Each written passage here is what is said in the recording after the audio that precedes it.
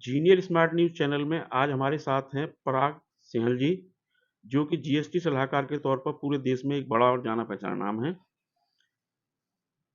आप कर जानकारी पत्रिका का प्रकाशन भी कर रहे हैं। सबसे पहले मैं जानना चाहूँगा, आपने अपने करियर की शुरुआत किस तरह से की? सर्वप्रथम मैं आपका आभार व्यक्त करता हूं कि आपने मुझे अपने मन से अपनी बात कहने का अवसर प्रदान कर रहे हैं और मेरे विचार जानने का प्रयास कर रहे हैं। मैं आपको पुनः आभार व्यक्त करता हूं।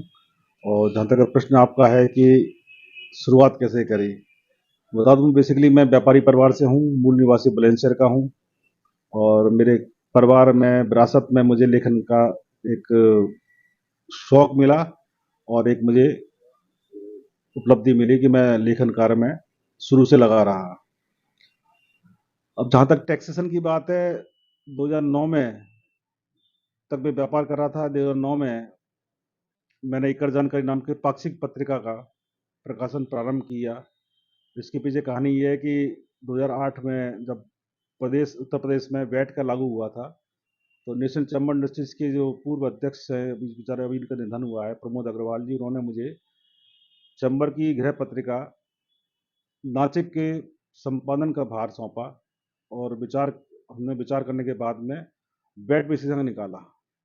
बैट डिसीजन निकालने के बाद में उनको सौंपा, जिसका विमोचन तत्कालीन जिलाधिकारी अनिल कुमार जी ने किया था। और मेरे प्रेरणा स्रोत रहे एक एडवोकेट सतीश चंद्र बंसल जी, जो संजय प्लेस बैठते हैं। उनको पहली पत्रिका देने भेंट करने गया कि मैंने ये बैट डिसीजन निकाला है। उन्होंने मुझे कहा कि तू अखबार शुरू कर दे। तो पहले तो घबराया मैं, लेकिन उनकी प्रेरणा से आरएनएस रजिस्ट्रेशन लिया और कर जानकारी पाक्षिक पत्रिका मैंने प्रकाशन शुरू कर दिया। अब कहाँ डिस्ट्रीब्यूट होनी है, कैसे होनी है, इसका मुझे कोई जवाब नहीं था, लेकिन मुझे भगवान की हाथ पकड़ लिया और लोग मुझे मिलते गए। और 2010-11 में मैंने मेहनत करके पूरे प्रदेश में पत्रिका का प्रकाशन को विस्तार रूप देने का प्रयास किया, जिसमें भगवान का बहुत बड़ा साथ था। और मेरे साथी जो लोग थे, जो अधिवक्ता साथी थे प्रदेश के, उन्होंने बहुत बड़ा सपोर्ट मुझे किया। और एक कर जानकारी नाम से पत्रिका का प्रकाशन विस्तार का स्वरूप ले लिया। 2015 में जीएसटी की तैयारी हो रही थी और जीएसटी पे लगातार लेख आ रहे थे, तो मुझे अध्ययन का शौक शुरू से रहा, तो मैंने अध्ययन शुरू कर दिया। और जब विभिन्न क्षेत्र में जाता था, जिलों में जाता था, तो वहाँ के अधिवक्ताओं से, टैक्स प्रोफेशनल से वार्ता होती थी। तो मैंने उनसे भी सीखा, उनसे अपने विचार व्यक्त करे, उनसे मतलब विचारों का लेन देन होता रहा। और 17 में जीएसटी लग गया, तो ये धरातल पर आना शुरू हो गया। लेकिन सबसे बड़ी उपलब्धि मेरी रही कि 2020 में जब पूरे देश में कोरोना लॉकडाउन लगा था, तो मुझे आपदा को अवसर बदलने का मौका मिला। तो मैंने घर पे बैठ के लॉकडाउन पीरियड में जीएसटी पे बहुत अध्ययन किया गहराई से। और अध्ययन करने के बाद में मैंने जो कुछ सीखा, उसको मुझे लोग लेक्चर ग्रुप में मतलब फैकल्टी के रूप में या प्रवक्ता के रूप में बुलाते थे, तो मुझे और उत्साह बढ़ता गया और मैं यहाँ पे आज इस तरह पहुंचा हूँ। 2020 से पहले फरवरी के अंदर कुछ साथियों ने विचार करके और एक संस्था का गठन करने का काम किया, association of tax payer professional, जिसका मुख्य उद्देश्य यही था कि देश में जो जीएसटी लगा था, उसमें बहुत सारी दिक्कतें आ रही थी, बहुत इम्प्रैक्टिकल दिक्कतें थी। मतलब ये कह सकता हूँ कि डीलर्स में, जो पंजीकृत डीलर्स हैं, रजिस्टर्ड डीलर हैं जो जीएसटी के अंदर, और जो हमारे अधिवक्ता भाई थे, सीए थे, उनमें त्राही त्राही मच गई थी प्रक्रिया को लेकर, जीएसटी पोर्टल को लेकर के। तो उस पर सरल बनाने के लिए, सुविधाजनक बनाने के लिए हमने प्रयास शुरू किया। और उसमें हमें सरकार को हम पत्रचार करते थे और लॉकडाउन पीरियड में पत्रचार करते रहे। तो उसमें हमारे विचारों को सरकार ने स्वीकार किया और कुछ पॉइंटों को लागू भी किया। उस अभी तक 5 साल हो गए, लेकिन काफ़ी चीज़ें हमारी, हमने मीटिंग से विभिन्न स्तर मीटिंग भी करी है पदाधिकारियों के साथ में, जो अथॉरिटीज़ के साथ में। उसमें हमें पॉजिटिव रिजल्ट मिले और सरकार की बड़ी अच्छा मुझे लगता है कि सरकार के अधिकारी जो बैठे हुए हैं, वो सुझावों को बड़ा पॉजिटिव रूप में लेते हैं। और बाकी तो आप देख ही रहे हैं जीएसटी में क्या चल रहा है, अभी थोड़ी दिक्कत है, उस पर ही हम कार्य कर रहे हैं। आपको आपके कार्य हेतु कई अवार्ड भी प्राप्त हुए हैं, कृपया इसके बारे में थोड़ा बताएँ? लोग जीएसटी लगने से पहले ललितपुर टैक्स बार एसोसिएशन है, उसके महासचिव में शैलन जैन, पूर्व अध्यक्ष है अभय जैन। मैंने साथियों ने मुझसे ललितपुर में जीएसटी पे एक कार्यशाला आयोजन करने का सहयोग मांगा था। उसमें लखनऊ मुख्यालय से भी अधिकारी आए थे, तो ललितपुर में वो आयोजन किया था, तो वहाँ मुझे प्रोग्राम के बाद में सम्मानित किया सहयोग के लिए और सभी कार्य के लिए। और उसके अलावा मुझे अभी भोपाल में 1 अगस्त को बहुत बड़ी स्तर पे एक सेमिनार हुई थी, उसमें मुझे वहाँ के राजेश्वर दयाल जी हैं हमारे यूपी चैप्टर के अध्यक्ष, उन्होंने सम्मानित किया। जयपुर में हमारे साथी थे एडवोकेट प्रमोद पाटनी, जब स्वर्गीय हो गए हैं, उमराव सिंह यादव जी, रामचंद्र यादव जी, उन्होंने मुझे बुलाया था एज ए फैकल्टी, तो वहाँ पे मुझे बस सम्मानित किया। इसके अलावा विभिन्न मंचों में मुझे अवार्ड मिलते रहे हैं अभी, और काफ़ी अवार्ड्स मुझे मिले हैं। मैं इन अवार्ड्स को बिना लेकर के उन लोगों को प्यार और जो मेरे वंशजन हैं उनके आशीर्वाद के रूप में स्वीकार करता हूँ, और मुझे बड़ी खुशी है कि भगवान की कृपा से, माँ सरस्वती की कृपा से मैं अपने उद्देश्य की पूर्ति करने में सफल हो रहा हूँ।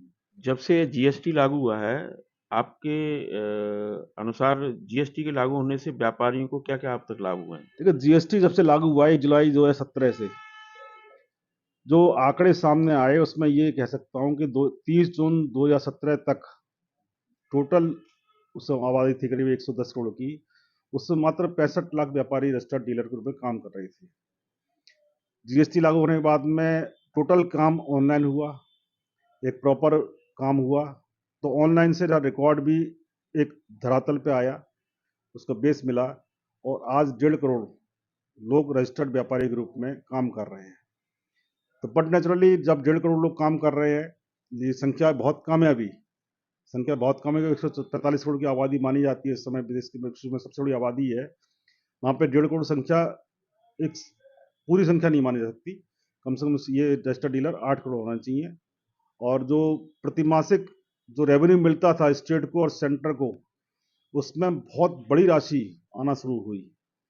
और बड़ी खुशी की बात यह है कि बजट में एस्टिमेटेड जो कलेक्शन जो माना जाता है, उससे काफ़ी अधिक संख्या में कलेक्शन मिल रहा है। तो कलेक्शन आने से बढ़ने से देश का विकास होता है, देश का बुनियादी पूरी ज़रूरतें पूरी होती हैं। तो जीएसटी आने से व्यापार का स्तर बढ़ा है। वैश्विक बाजार में भी हमारा बहुत बड़ा बाजार एक डेवलप हो गया है। ये कहा ना जाने लगे, भारत एक बहुत बड़ा बाजार है। हर विश्व की हर बड़ी-बड़ी कंपनियां भारत में आना चाहती हैं या काम करना चाहती हैं।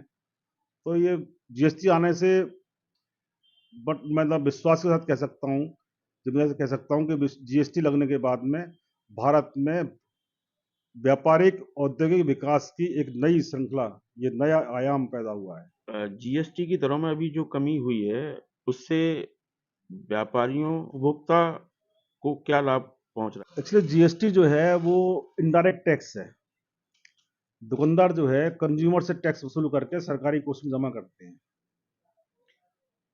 अब बहुत से आइटम्स पे, जैसे गाड़ियां हैं, लग्जरी आइटम, जैसे इलेक्ट्रॉनिक आइटम है, एसी है, टीवी है, फ्रिज है, ऐसे बहुत से लग्जरी टायर थे, इसमें बैटरीज भी थी, उन पे 28% टैक्स लगा करता था। मतलब 100 रुपये के आइटम पे 28 रुपये टैक्स लगा करता था।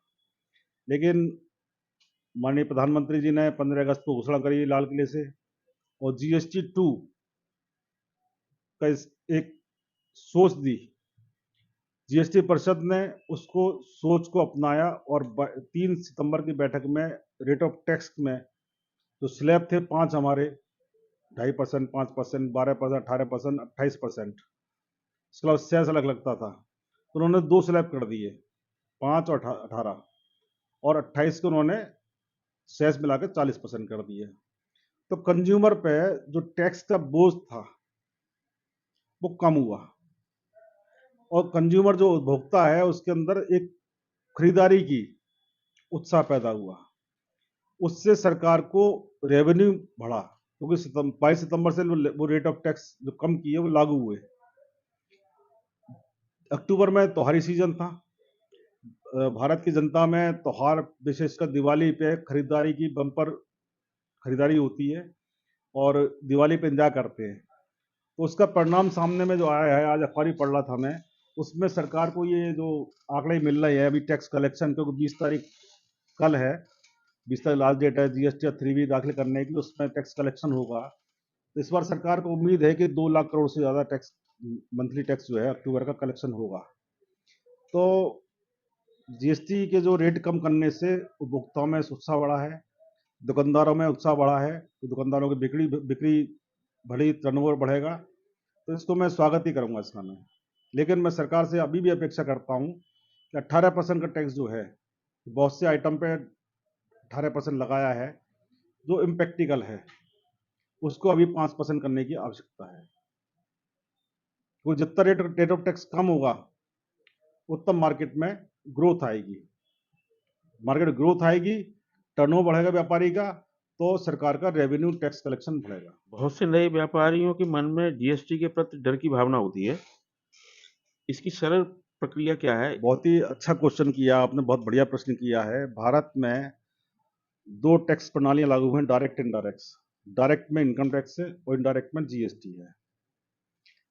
अब समस्या ये है कि जो इनकम टैक्स एक्ट जो 1961 है, वो 63 साल पुराना है, तो उसके अंदर जो प्रावधान है वो 1947 से 61 तक के बीच के लिए गए। उस समय हमारी पर कैपिटा इनकम 330 रुपए थी, और 2024 में पर कैपिटा इनकम 1,84,000 हो गई पर कैपिटा इनकम। लेकिन प्रोविजंस जो हैं वो सजा के और उत्पीड़न के हैं, तो एक जनता के मन में डर पैदा होता है। जब उत्पीड़न बढ़ेगा तो भ्रष्टाचारी बढ़ेगा, कैसे मैनिपुलेशन करना है। तो जीएसटी की बात करूं, जीएसटी 2017 में लागू हुआ, लेकिन उसका बेस जो है वो central excise act 1947, central custom act 1961, इसका बेस है। उसमें उस समय जो देश में जो इंडस्ट्री थी, उद्योग थे, व्यापार थे, वो बहुत कम थे। तो आज भारत इंडस्ट्री के मामले में विश्व में अग्रणी स्थान बनाता जा रहा है। तो सरकार के द्वारा जो अभी नया नया इनकम टैक्स बिल आया है 2025, जो 1 अप्रैल 2026 से लागू होगा, उसमें भी हमने ज्ञापन दिया था सरकार को। माननीय लोकसभा स्पीकर है ओम बिरला साहब को हमने व्यक्तिगत रूप से भेंट किया था। अब तो सुझाव पत्रिका दी थी हमने गोल्डन वर्ड के नाम से, सोने की चिड़िया भारत। तो हमारा मानना ये है कि सरकार जिस समय इन टैक्स जो प्रणालियां हैं उनमें कंज्यूमर्स को और खासतौर टैक्स पेयर को, चाहे वो रजिस्टर्ड डीलर के रूप में हो चाहे टैक्स पेयर के रूप में हो, वो समय प्रोत्साहन और प्रेरणा देना चालू कर दे। और दूसरा, सामाजिक सुरक्षा की गारंटी ले ले। तो मैं विश्वास के साथ कह सकता हूँ, जिम्मेदारी से कह सकता हूँ कि भारत आज भी सोने की चिड़िया है। इतना रेवेन्यू कलेक्शन होगा सरकार संभाल नहीं पाएगी, लेकिन सजा का और उत्पीड़न के प्रावधान हटाने पड़ेंगे। प्रेरणा दे, मोटिवेशन दे, प्रोटेक्शन दे और सुरक्षा की गारंटी दे। हमारी संस्था का जो मेन जो नारा है, नारा यही है, no harassment, no punishment, only protection, promotion with motivation.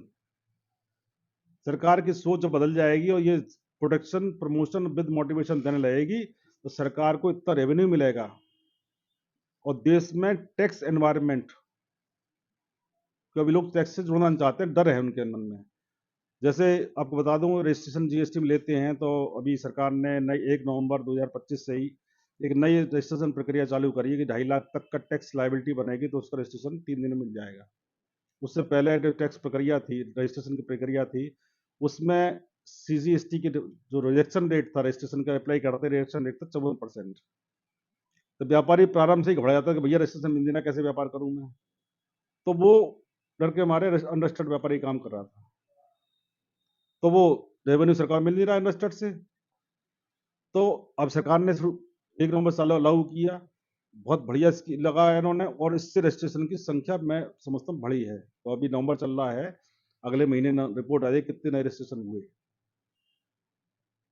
हमने वह सुझाव दिया हुआ सरकार को कि एक सेंट्रल रजिस्ट्रेशन प्रोसेस सेंटर का गठन किया जाए, क्योंकि इसमें जैसे ऑनलाइन जीएसटी पोर्टल पर अप्लाई करते हैं तो वो कैटेगरी के हिसाब से, आइटम के हिसाब से सेंटर में या स्टेट में अलॉट हो जाता है।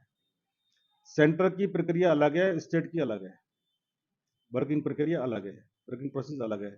तो वहां पे सब डिपार्टमेंट रजिस्ट्रेशन पे इंक्वायरी करता है, साहब ये नहीं है, वो नहीं है, ये नहीं है, वो नहीं है, तो पूछता है। मेरा हाँ सुझाव है कि सेंटर प्रोसेस रजिस्ट्रेशन सेंटर बन जाएगा तो वहां पे रजिस्ट्रेशन अप्लाई हमने करा तो वहीं पहुंच जाए। उसके बाद में उसका स्टाफ फील्ड सर्वे करे, जैसे भी सर्वे करे, पूरे सर्वे करे, अगर रजिस्ट्रेशन लायक है व्यापारी तो रजिस्ट्रेशन दे, और उसको अकॉर्डिंग टू द आइटम, ये जो प्रक्रिया मतलब जो प्रोसीजर है उसके हिसाब से सेंटर में या स्टेडियम भेज दे। और ये भी देखा जा रहा है कि रोजाना रिपोर्ट मिलती है, समाचार मिलते हैं कि फर्जी आईटीसी क्लेम हो रही है, फर्जी रजिस्ट्रेशन हो रहे हैं। तो मैं समझता हूं कि ये फर्जी रजिस्ट्रेशन भी रुकेंगे। को वैट में और सेल टैक्स में रजिस्ट्रेशन फर्जी बहुत कम होते थे, कि वहाँ प्रक्रिया ऐसी थी कि एक मतलब अधिवक्ता के रिकमेंडेशन पर रजिस्ट्रेशन मिलता था। लेकिन जीएसटी में कोई भी अप्लाई कर दे, ऑनलाइन अप्लाई किया, उसने रजिस्ट्रेशन ले लिया। अब ऐसे बहुत से किस्से आए कि पैन कार्ड किसी और का, उसको पता लगा रजिस्ट्रेशन हो गया और करोड़ों का टर्नओवर हो रहा है। तो वो फर्जी रजिस्ट्रेशन जो हो रहा है, फर्जी रजिस्ट्रेशन हो रहा है तो फर्जी आईटीसी क्लेम की जा रही है। उस पर सरकार की एक अलग इंटेलिजेंस काम कर रही है, उस पर लाखों करोड़ रुपए खर्च हो रहा है। उसको रोकने के लिए सरकार को थोड़ा सा और एक मैकेनिज्म तैयार करना होगा। सरकार वैसे जीएसटी परिषद इस पर काफी गंभीर है। तो मेरी पिछली बार जुलाई 24 में बातचीत हुई थी काउंसिल की ऑफिस में, तो बहुत गंभीर है।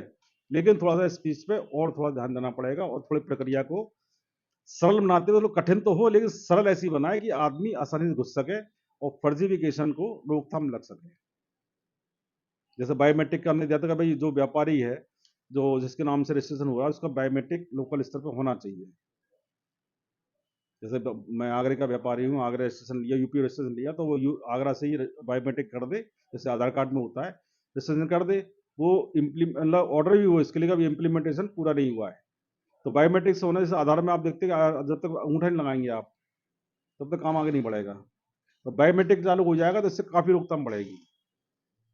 और सीआरपीसी बायोमेट्रिक के आधार पर रजिस्ट्रेशन प्रोसेस करें। काफी सुधार की आवश्यकता है, सरल बनाने की आवश्यकता है, उसमें कोई दो राय नहीं है।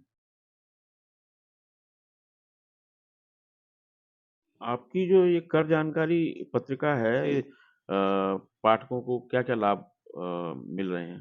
कर जानकारी का प्रकाशन जो है 17वां साल चल रहा है इसका। 2009 में, जून 2009 में शुरू किया था, और इस समय यूपी के अलावा मध्य प्रदेश, राजस्थान, हिमाचल, पंजाब, हरियाणा, कई राज्यों में चल रहा है। और इसमें हम प्रकाशन में जो स्पेशलिस्ट हैं जीएसटी के, इनकम टैक्स के, उनके विचार हैं, क्योंकि जो सीनियर्स हैं उनके ज्ञान का लाभ हमें लेना है, अनुभव का लाभ हमें लेना है, उनके आर्टिकल छपते हैं। इसके अलावा माननीय उच्च न्यायालय हैं, माननीय उच्चतम न्यायालय हैं, उनके डिसीजंस आते हैं, बहुत बढ़िया डिसीजन है, जो रजिस्टर्ड डीलर के फेवर में भी होते हैं, अनफेवर में भी होते हैं, लेकिन न्यायिक होते हैं, न्याय करते हैं। ये जरूरी नहीं कि व्यापारी जो है गलत काम नहीं कर रहा है, या गलत काम इससे नहीं हुआ है।